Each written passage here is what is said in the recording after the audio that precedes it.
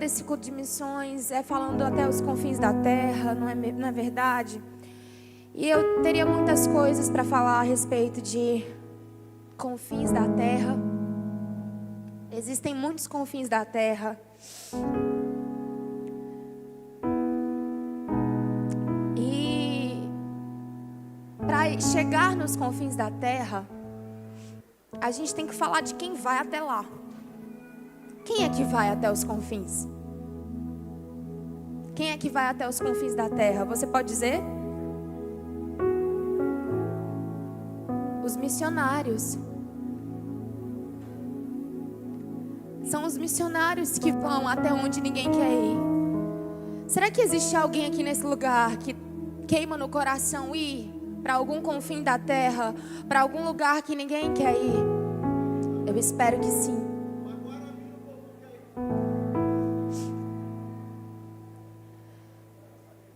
E hoje eu quero falar com você, porque se teve uma coisa que eu vi, olha, eu tenho muitas experiências, muitas. Eu acho que se eu vir ministrar todos os cultos de domingo durante 9 meses, não acaba as experiências que eu tenho para contar para vocês. Mas eu não quero ficar testemunhando minhas experiências aqui hoje, não no dia de hoje. Eu vou deixar para outras oportunidades, porque hoje o que eu quero falar com você, de tudo o que eu vi, é de como Satanás trabalha e investe para destruir e fracassar os missionários e os pioneiros.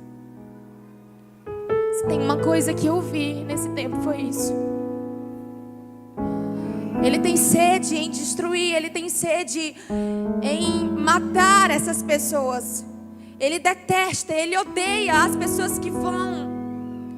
Olha, deixa eu te dizer uma coisa. Se você está aqui hoje sentado nessa cadeira e algum dia, por algum momento, já queimou no seu coração de ir para algum lugar, você já teve a vontade de ir fazer missões, ou de fazer uma base, ou uma escola de evangelismo, ou alguma coisa do tipo, se já passou pela sua cabeça de ser enviado ou de ir para outras nações, eu quero dizer para você que Satanás, ele detesta você, ele odeia a sua existência. E ele não para de tentar destruir e desanimar você.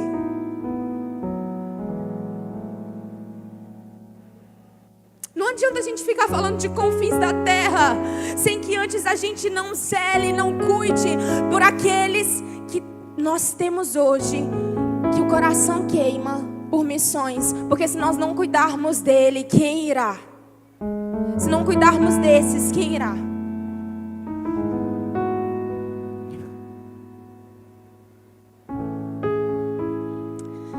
Meus queridos,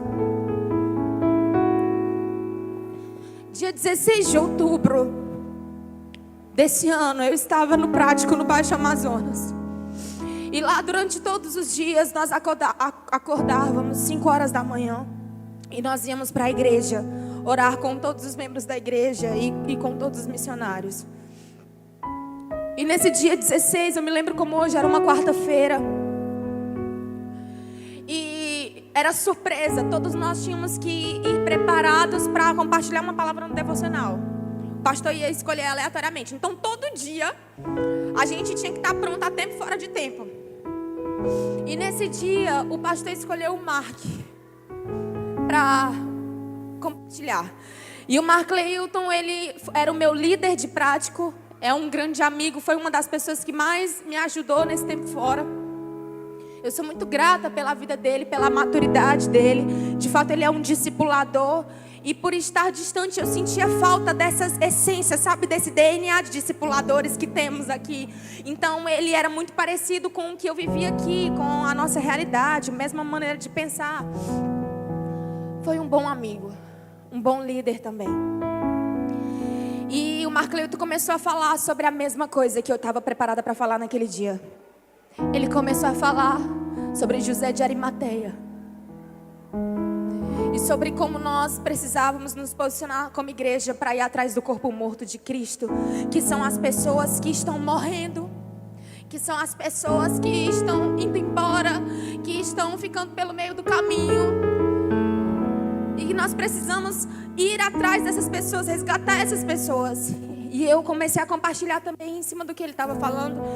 E eu comecei a lembrar de todos os meus amigos, de várias pessoas. O Senhor começou a soprar tanta gente na minha cabeça. Naquela hora eu comecei a chorar pensando em tanta gente que estava distante, de notícias que eu recebia ao longo da base, ao longo da escola, de pessoas que tinham saído, que tinham se perdido, se desviado. E de amigos de outros lugares, de outras cidades, que eu oro por eles para que eles voltem. E eu comecei um propósito pela vida dessas pessoas. Eu estou desde o dia 17 de outubro sem comer arroz. E, irmãos, arroz era o que eu tinha para comer no prático. Então, sem arroz você vai misturar com o quê? Eu só tinha a farinha para misturar com feijão. E louvado era o nome do Senhor nos dias que preparavam macarrão. E eu estou nesse propósito até o dia 10 de janeiro de 2025.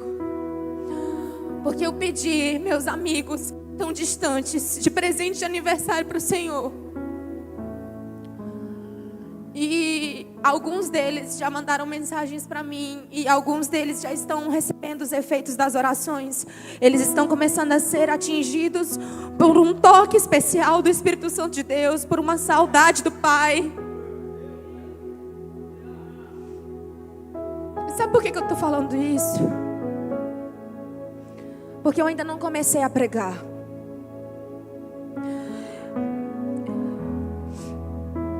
Porque em março de 2024 eu estava estudando sobre Filemão, o livro de Filemão da Bíblia. Muitos de vocês nem conhecem esse livro. Não sabem se fica no Novo ou no Velho Testamento. E estudando sobre Filemão, nós estávamos estudando sobre Paulo historicamente, sobre Onésimo. Irmãos, eu usava Filemão como referência de um ótimo anfitrião. Para mim era toda vez que eu citava Filemão, eu citava isso, porque era isso que eu tinha extraído da leitura do livro.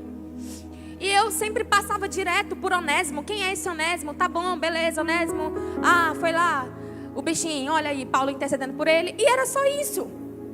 Mas eu comecei a estudar profundamente. E aí um dos trabalhos daquela aula era no outro dia. Eu tinha que apresentar alguma coisa sobre o que eu tinha estudado. E naquela madrugada eu fiz uma canção sobre o que eu tinha estudado, sobre Onésimo. E se tem uma coisa que eu entendi a partir daquele momento, foi a respeito, eu me impressionei em como Paulo intercedeu pela vida de Onésimo.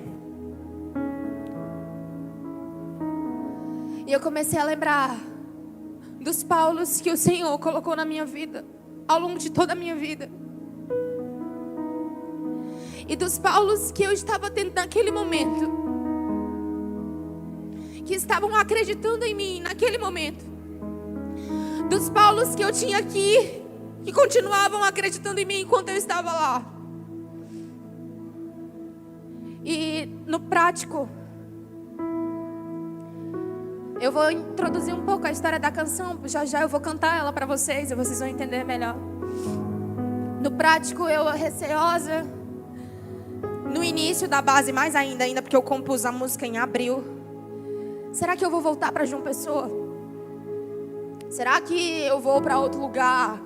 Vou ficar Imperatriz servindo aqui? O Senhor vai me enviar para alguma cidade? Meus queridos, eu não podia pisar o pé numa cidade, numa igrejinha que estava começando, que estava precisando de ajuda, que eu já ficava assim, oh Deus, me envia para cá. Sabe, se vocês tivessem a oportunidade de pisar, de pelo menos visitar por um instante igrejas que estão tão necessitadas de ajuda de alguém com amor por vidas, vocês também ficariam por lá. Vocês também iam querer voltar. Gente, eu fui introduzida e totalmente submersa a uma realidade que eu não imaginava. Você está muito acostumado à realidade da sua sua igreja boazinha, top, que você não precisa fazer nada, é só ficar sentado num banco. Deixa eu te dizer uma coisa, você é o que se acha mais inútil nesse lugar. Se você é o mais inútil desse lugar, que se acha mais inútil desse lugar, chegasse em uma das igrejas que eu pisei, eles olhariam para você como se você fosse a resposta daquele lugar. Como se você fosse tudo, sabe por quê? Porque você é o que se sente o menor, o menos conhecedor e o mais inútil desse lugar. Você sabe mais sobre amar pessoas do que eles. Você sabe mais sobre discipulado do que eles. É um povo que luta, chora para ganhar gente para Jesus. E quando ganha, não sabe cuidar daquela pessoa. Não sabe manter a pessoa na igreja.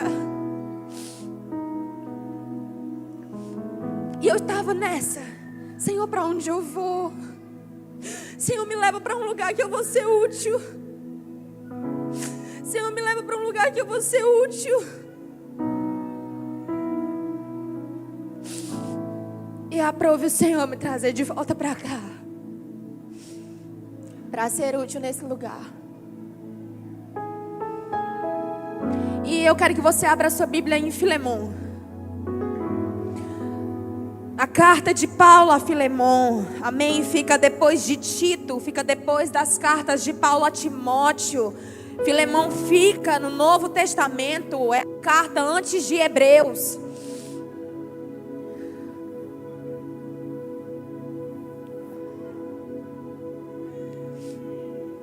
Você pode se sentar, porque eu vou ler só após um vídeo, fica melhor assim. Antes de lermos Filemon, eu preciso que você entenda quem Filemon foi, amém? Então passa aí o vídeo, por gentileza. Pode apagar as luzes.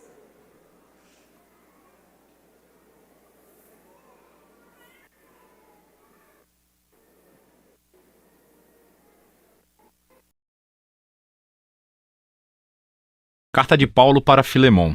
Foi escrita durante uma das muitas prisões de Paulo. E é, na verdade, a carta mais curta do Novo Testamento. Mas não deixe seu tamanho te enganar. Na verdade, é uma das coisas mais explosivas que Paulo já escreveu. Aqui está a história que podemos juntar a partir de detalhes dentro da carta. Filemon era um cidadão romano bem-sucedido de Colossos, que provavelmente conheceu Paulo durante sua missão em Éfeso e se tornou um seguidor de Jesus. Mais tarde, quando Epáfras, colega de Paulo, começou uma comunidade de Jesus em Colossos, Filemon tornou-se líder de uma igreja que se reunia em sua casa. Filemon, como todos os patriarcas domésticos do mundo romano, possuía escravos, um dos quais se chamava Onésimo. Em determinado momento, esses dois tiveram um conflito sério. Onésimo enganou Filemon de alguma forma, talvez tenha sido roubo ou talvez ele o tenha traído, mas não sabemos exatamente. Mas depois Onésimo fugiu. Eventualmente, Onésimo chegou a Paulo na prisão, provavelmente para pedir ajuda.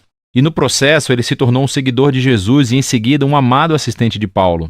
E assim, Paulo se encontra em uma situação muito difícil e delicada quando escreve essa carta. Ele pedirá a Filemon não apenas para perdoar Onésimo e recebê-lo de volta, mas para aceitá-lo como um irmão no Messias e não mais como um escravo. Veja como ele faz isso. Paulo começa com uma oração. Primeiro, louvando Filemon e agradecendo a Deus pelo amor e fidelidade que ele demonstrou a Jesus e ao seu povo. E então abre o caminho para o seu pedido com esta frase: peço a Deus que a fé que une vocês a nós faça com que compreendamos mais profundamente todas as bênçãos que temos recebido na nossa vida, por estarmos unidos com Cristo. Agora, uma palavra-chave aqui é a parceria, ou em grego, koinonia. Isso significa compartilhamento ou participação mútua. É quando duas ou mais pessoas recebem algo juntos e compartilham, tornando-se parceiros. Paulo está dizendo que a fidelidade a Jesus significa reconhecer que todos os seus seguidores são parceiros iguais, que compartilham juntos o dom do amor e da graça de Deus. E para Paulo, essa experiência de koinonia entre os seguidores de Jesus não é apenas uma ideia, é algo que você faz em seus relacionamentos, o que leva Paulo a seu pedido. Ele finalmente cita Onésimo. Ele diz que ele se tornou o filho de Paulo na prisão, o que significa que Paulo levou Onésimo para dedicar a sua vida e lealdade a Jesus. E assim, Paulo e Onésimo são agora membros da família no Messias. Ele está servindo a Paulo fielmente na prisão. E mesmo que Paulo queira mantê-lo por perto, ele sabe que este conflito não resolvido com Filemon tem que ser reconciliado se eles afirmam que são seguidores de Jesus. O que leva Paulo ao seu pedido ousado, que Filemon receba Onésimo de volta, não mais como um escravo, mas como um irmão amado no Senhor. Este é um pedido muito ousado. Sob a lei romana, Filemon tinha todo o direito legal de punir ou mandar prender Onésimo. E Paulo não está apenas pedindo-lhe para perdoar Onésimo, mas para receber de volta seu ex-escravo em Colossos como um igual social, como um membro da família. Isso é muito mais do que gentileza, isso é inédito. É libertar um escravo e depois tratá-lo como um membro da família. Isso perturba o status quo da ordem social romana. Por que Filemon deveria fazer uma coisa dessas? E aqui Paulo faz uma jogada brilhante. Ele lembra a palavra-chave da oração de abertura. Ele diz, se você realmente é meu parceiro, é aquela palavra grega koinonia novamente. Então receberá Onésimo como se ele fosse eu. E se ele te ofendeu ou te deve alguma coisa, ponha isso na minha conta e eu pagarei. Nesse pedido, vemos o coração da mensagem do Evangelho de Paulo sendo encenado. Antes de mais nada, é sobre reconciliação. É como ele disse aos Coríntios. Em Cristo, Deus estava reconciliando o mundo consigo mesmo, sem contar os pecados das pessoas contra ele. Então, nessa situação, Paulo está se colocando no lugar de Jesus. Ele absorverá as consequências do erro de Onésimo. Ele pagará qualquer custo para poder se reconciliar com Filemon. Mas a mensagem de Paulo era mais do que um negócio legal. É também sobre koinonia. Onésimo, Filemon e Paulo são todos iguais perante Deus. Todos compartilham a mesma necessidade de perdão. E assim, diante da cruz, todos são iguais, o que significa que Filemon e Onésimo não podem mais se relacionar como mestre e escravo. Eles são membros da família, eles são irmãos em Cristo. Ou, como Paulo disse a Filemon e a toda a igreja de Colossos, na nova família de Deus, as pessoas não são gregas ou judias, nem circuncisas ou incircuncisas, nem estrangeiras ou bárbaras, escravas ou livres, mas Cristo é tudo e está em todos. Paulo encerra a carta afirmando a sua confiança de que Filemon fará mais do que o pedido de Paulo. E ele pede para que prepare um quarto de hóspedes porque quer visitá-lo assim que sair da prisão. E então, com algumas saudações finais, Paulo encerra a carta. A carta de Paulo para Filemon é poderosa por muitas razões. É a única carta em que Paulo não menciona explicitamente a morte ou ressurreição de Jesus. Isso não é um descuido. Ele não precisa explicar a cruz com palavras porque está demonstrando isso através de suas ações. Paulo está incorporando aqui o significado da cruz. Ele tornou-se no lugar através do qual Onésimo e Filemon são reconciliados com Deus e depois uns com os outros. Essa carta também nos mostra que as implicações das boas novas sobre Jesus são extremamente pessoais e nunca privadas. O fato de Filemon e Onésimo serem agora irmãos em Cristo faz com que o seu relacionamento de senhor e escravo seja totalmente irrelevante. A família do povo de Jesus é o lugar onde todos são beneficiários da graça de Deus. É um novo tipo de sociedade, ou uma nova humanidade, como ele a chama na carta aos Colossenses, onde o valor e o status social das pessoas não é definido por raça, gênero, classe social ou econômica. Em Cristo há simplesmente novos seres humanos que são iguais, que compartilham juntos a misericórdia de cura de Deus através de Jesus. E é disso que se trata a carta de Paulo a Filemon.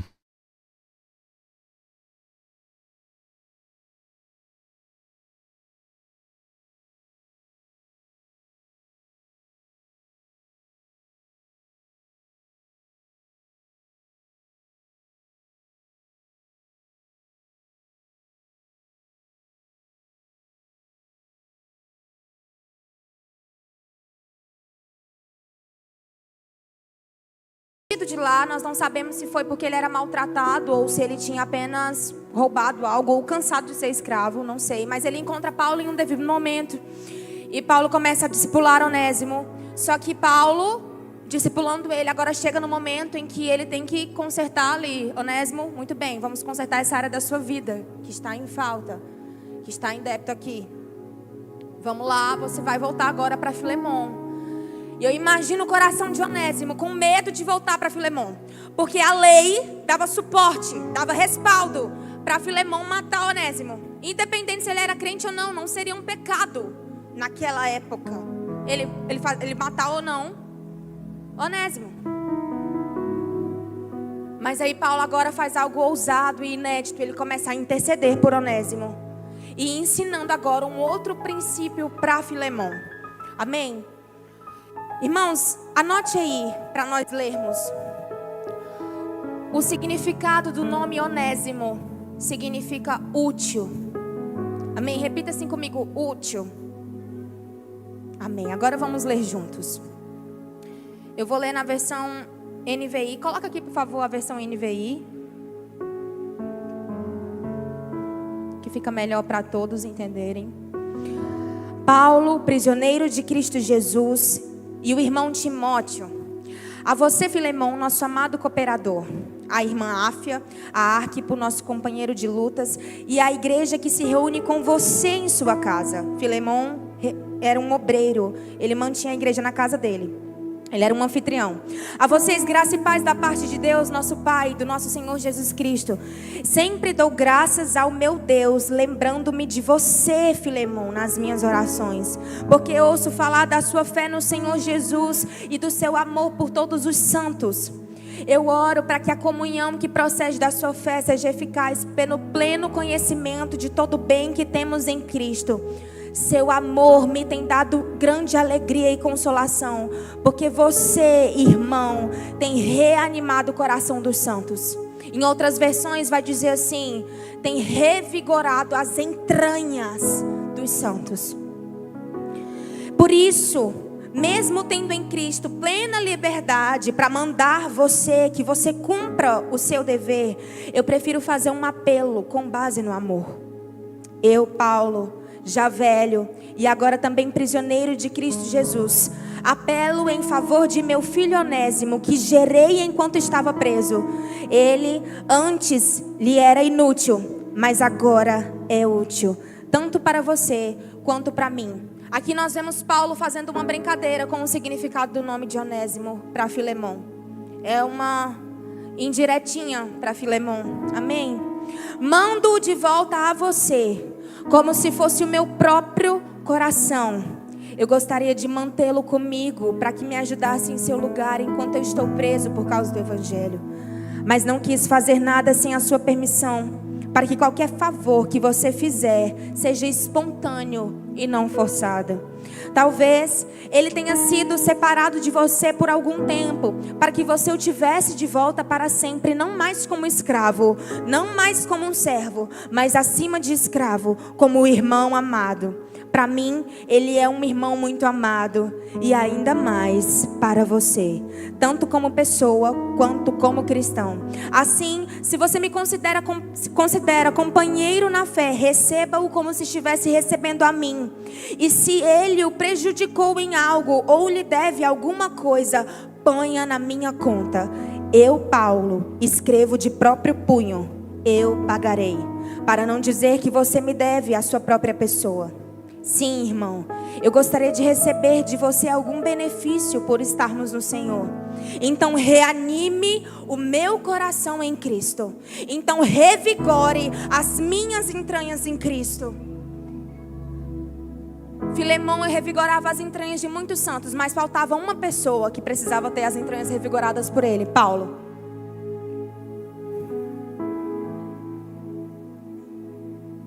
Escrevo-lhe certo de que você me obedecerá, sabendo que fará ainda mais do que te peço. E além disso, prepare-me também um aposento, porque graças às suas orações eu espero poder ser restituído a vocês. Epáfras, meu companheiro de prisão por causa de Cristo, envia-lhe saudações. Assim como também Marcos, Aristarco, Demas e Lucas, meus cooperadores. A graça do Senhor Jesus Cristo seja com o espírito de todos vocês. Amém? Uau, irmãos, nós acabamos de ler um livro da Bíblia juntos. Glória a Deus. Você pode dizer hoje eu li um livro da Bíblia. Você pode dizer aí para as pessoas. Amém? O tema dessa palavra é... Aqui é a pilha que está falhando assim. Amém. O tema dessa ministração é: para cada Onésimo que existe, um Paulo. Ou melhor, para cada Onésimo, um Paulo. Hoje, eu estou sendo Paulo na vida de algumas pessoas. O que Paulo fez aqui por Onésimo foi interceder por Onésimo. Hoje eu estou intercedendo por pessoas, como eu falei para vocês. E eu já fui Paulo na vida de muitas pessoas, em muitos momentos.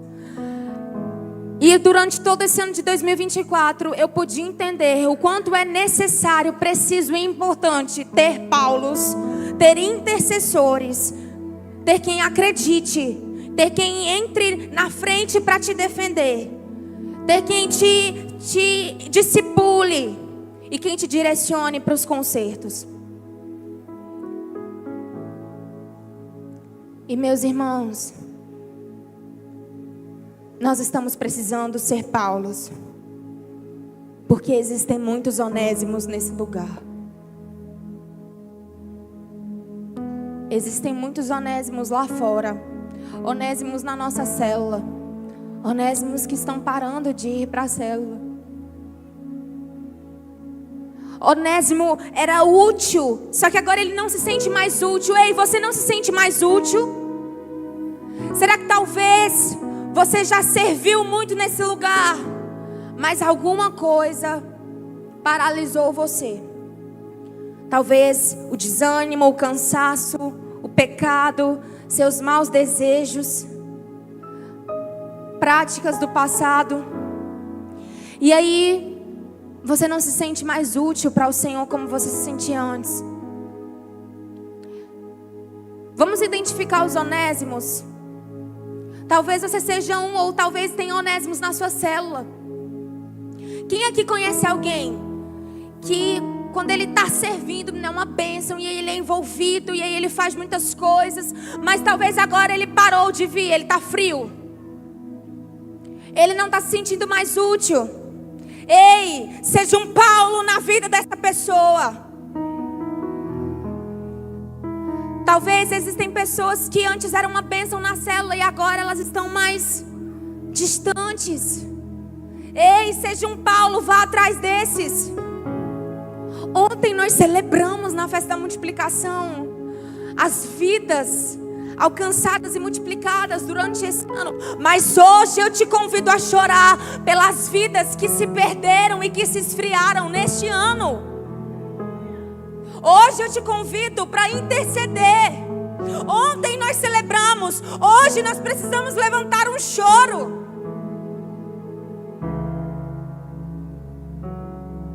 Nós não podemos deixar que elas saiam. Irmãos, talvez essa pessoa que não está se sentindo mais útil por algum tipo de ataque de Satanás, talvez ela vai ser o próximo missionário que o Senhor vai enviar.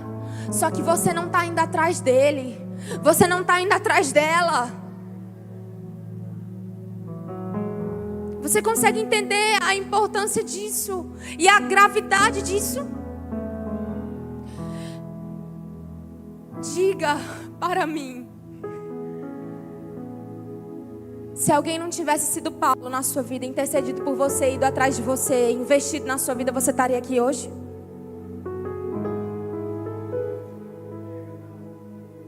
Muitos aqui vieram de outros ministérios. Como que vocês chegaram aqui? Se não foram quebrados, se não foram desacreditados, se vocês não estão... Futuramente, agora o obreiro era um tal de Onésimo. Você pode dizer assim: uau, Jesus, que precioso. Os relatos históricos dizem isso, e eu acredito que era o mesmo Onésimo, porque o Senhor tem esse poder.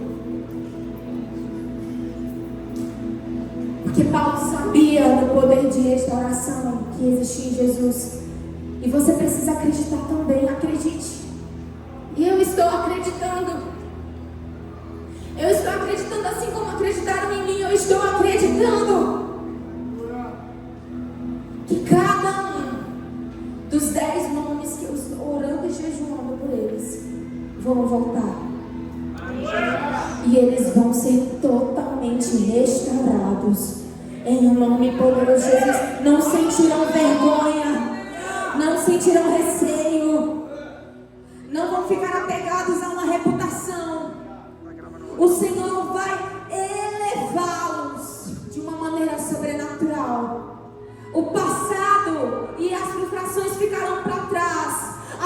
tentativas de dar certo e erradas ficarão para trás. O medo do julgamento e dos olhares das pessoas ficarão para trás. E eles olharão novamente para o alvo que é Cristo.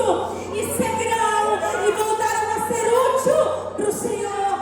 Porque eles são os futuros missionários dessa nação.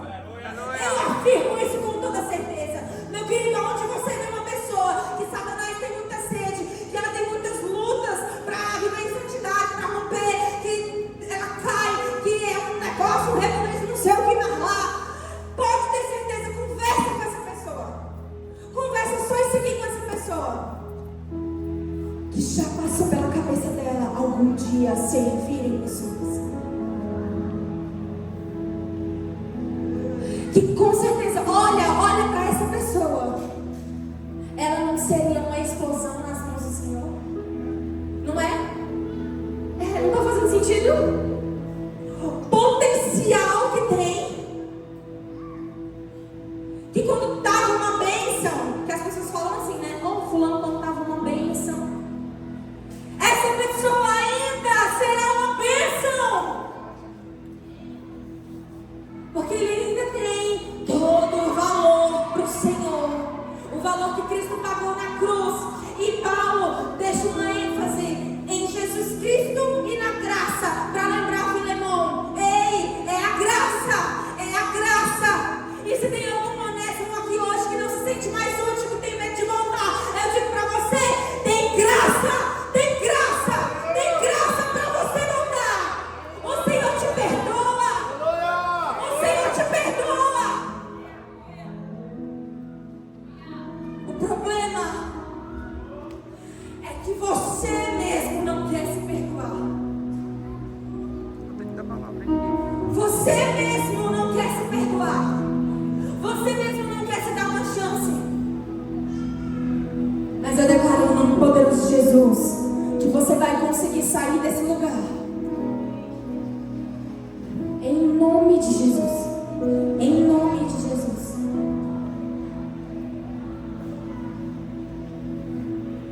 Porque as pessoas que mais já serviram e que faziam tudo, disponíveis. Na hora que chamava, vinham. Estavam em todos os cultos, estavam na casa, estavam em todo lugar, estavam madrugando, estavam servindo, estavam dando sangue, estavam fazendo pedágio, dizimando, fazendo tudo. O que você pensar? As mais atacadas, as mais detestadas por Satanás, porque quem não faz diferença não incomoda o inferno, não incomoda muito o diabo, não. É quem tem potencial,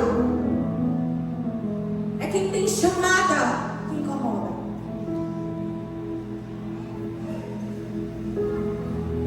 E nós vamos ser uma igreja em nome poderoso de Jesus. Pegue na mão da pessoa que está do seu lado.